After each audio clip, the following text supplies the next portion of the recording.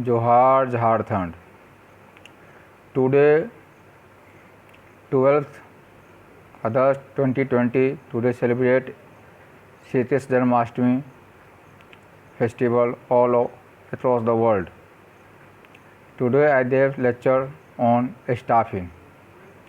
Staffing is an important organ of any organization. Staffing is a main parts of management, and so it is important to study for students that appear in BCom, ICom and MBA examination. Manpower planning should be seen as a series of activities consisting of the following: forecasting future manpower requirements, inventorying present manpower resources, and analyzes the degree to which these resources are employed optimally. Anticipating manpower problems by projecting present resources into the future and comparing them with the forecast of requirement to determine their adequacy both quantitatively and qualitatively. Planning the necessary programs of recruitment, selection, training, deployment, utilization, transfer, promotion, developments, motivation, and compensation so that future manpower requirements will be met. Forecasting human resource demands. Two kinds of forecasting techniques are commonly used to determine the organization's projected demand for human resources. These are judgmental forecast, conventional. Second, statistical projection. A method of judgmental forecast is the Delphi technique. The Delphi process requires a large number of experts who take turn to present their forecast statement and underlying assumptions to the others, who then make revision in their forecast. Face-to-face contact of the expert is avoided. A related technique is the nominal group technique. Another judgmental technique is the managerial estimates.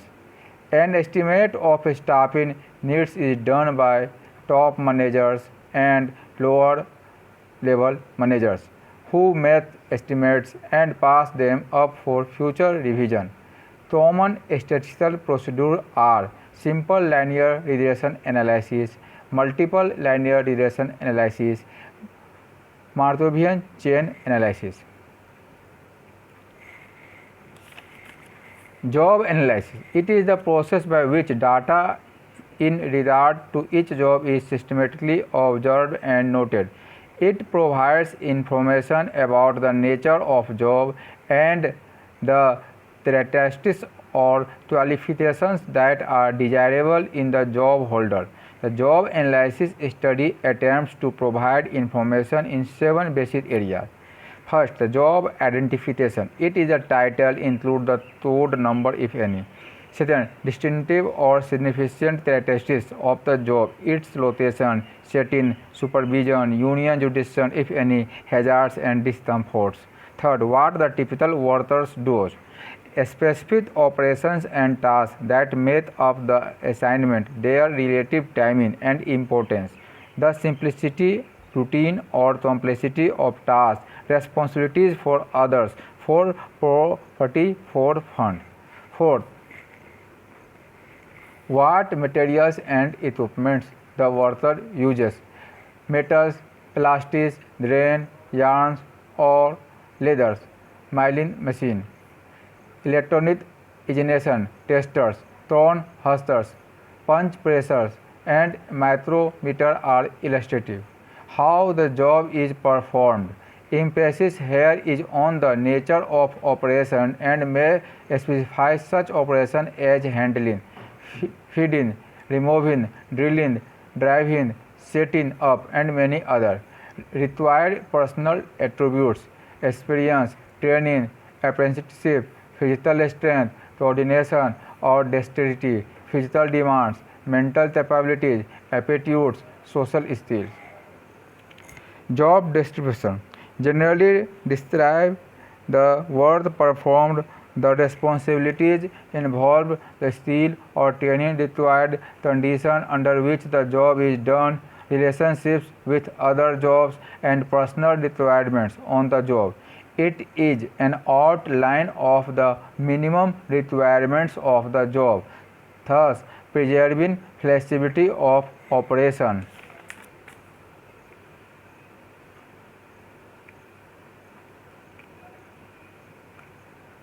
The job standards, work output, norms, study would give an indication of the level of productivity at a particular point in time. Productivity can be viewed as output divisible by number employed. The productivity of the existing labor force can be increased, for instance, by wage incentives, improved technology, changed organizational structure, and work methods. Labor productivity is ratio output per man. Basic selection model. Job description. It helps to indicate very clearly the nature and content of the job to the application, and hence to remove uncertainties. Rewards and punishments can be easily legitimized. Any reward or punishments meted out to an employee because he is or is not in line with the job requirements will not be perceived as a favor or injustice. Job description serves as an important basis for wage and salary administration. It is easy to identify the training needs of the employee. Suitable training can be given to those who do not perform successfully. Job description has following uses: job grading and classification, transfers and promotion, adjustment of grievances, defining and outline promotional steps, establishing a common understanding of the job between employers and employees, investigating incidents, indicating faulty work procedures or duplication of papers, maintaining, operating and adjusting machinery, time and motion studies, defining limits of authority, indicating cases of personal merits, facilitating job placement, studies of health and fatigue, scientific guidance, and determining job suitable for occupational therapy. Provision for hiding specification, provision of performance indicators. Second, identification of predictor variables. Third, identification of criterion variables. Fourth, performance measurement on predictor and criterion. Fifth, correlation between predictor and criterion. Sixth, decision to accept or reject a predictor. Seventh, follow-up. Eighth step, selection with multiple predictors. 9. Profile matching. 10. Multiple cutoff. 11. Multiple regression. 12. Multiple hurdle.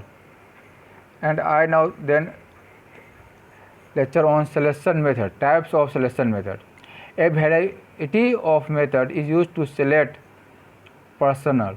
First, application length. Second, biographic data. Third, educational and past experience. Fourth, references. 5. Selection test. Kind of test: first, achievement test. Second, aptitude test. Third, interest test. Fourth, personality test. 5. Intelligence test. Intelligence test is formula is mental age divided by actual age multiplied by 100. Dimension of test: A. Performance versus paper pencil test. B. Individual versus group test. C. Time bound versus free test. D. Objective versus floating answer test. Interview different kinds. First, preliminary interview. Second, stress interview. Third, depth interview. And fourth, patterned interview. Thank you.